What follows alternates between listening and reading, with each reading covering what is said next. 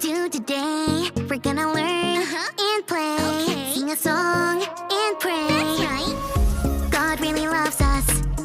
God really, really cares about you, me, our families. That's right. God's always right there. Ooh. Let me fix my curls. You've tuned into Callie's world. That's right, boys and girls. Welcome to Callie's world.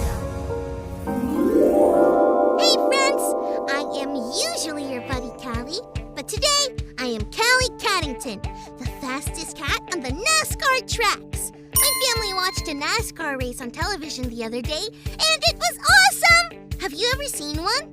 The cars go around and around and around a gigantic track, and they go super fast until someone wins! Victory! So today, it's my turn. I'm in the driver's seat of car number 77. I have my coach talking to me, and I am racing!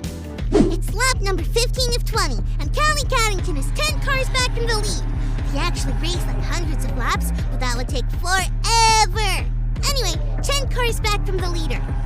Psst. Coach to Callie, take the inside to pass this next car. Lock and load. Callie to coach. Sure thing, coach. Here I go. Woohoo! All right, 1 car down and 9 to go.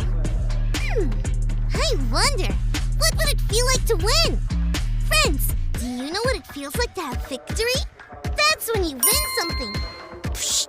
Coach to Callie. Callie, if you steer outside in this next turn, you can pass the next 2 cars at once. Callie to coach. Got it. And here I go! Yeah! I did it! 3 cars, 7 to go. Anyway, I sometimes win when I'm playing games with my family. That feels really good.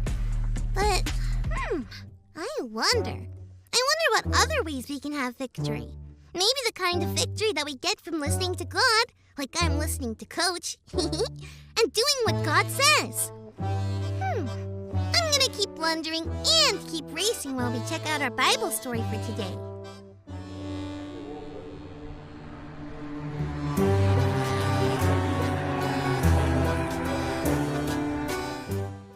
It's time for today's Bible story. It comes from the book of Joshua, chapters 5 and 6.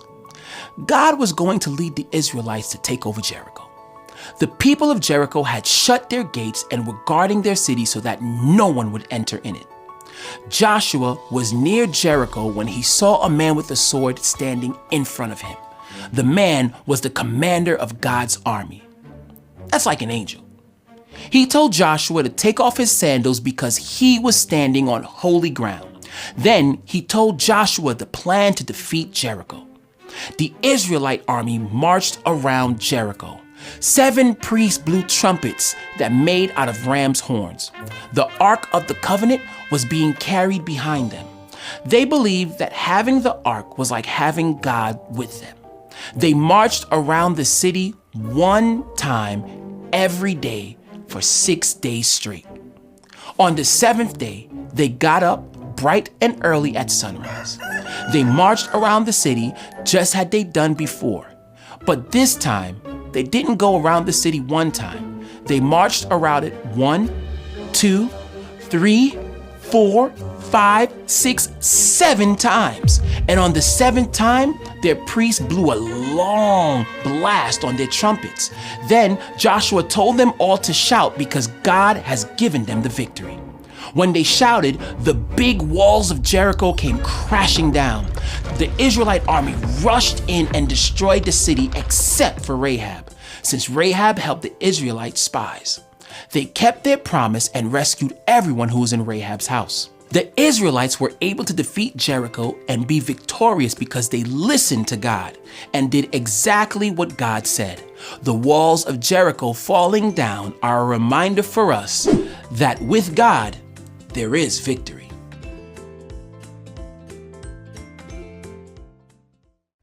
Whoa! What a story!